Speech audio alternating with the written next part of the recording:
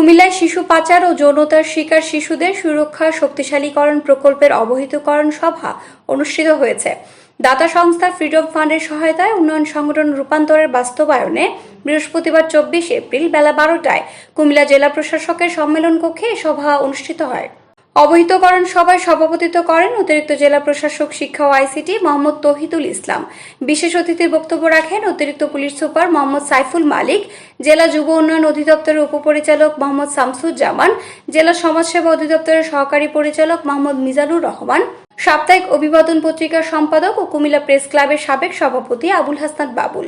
রূপান্তরে জেলা সমন্বয়কারী মোহাম্মদ আব্দুল হান্নানের সঞ্চালনায় অবহিতকরণ সভায় প্রকল্প পরিচিতি তুলে ধরেন জেলা সমন্বয়কারী ঝুমু কর্মকার।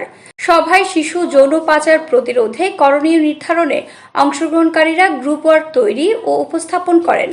সভায় সরকারি শিশু কল্যাণ বোর্ড, উপজেলা পাচার প্রতিরোধ কমিটি এবং ইউনিয়ন পর্যায়ে পাচার প্রতিরোধ কমিটি গঠন ও সক্রিয় করতে প্রস্তাব করা হয়।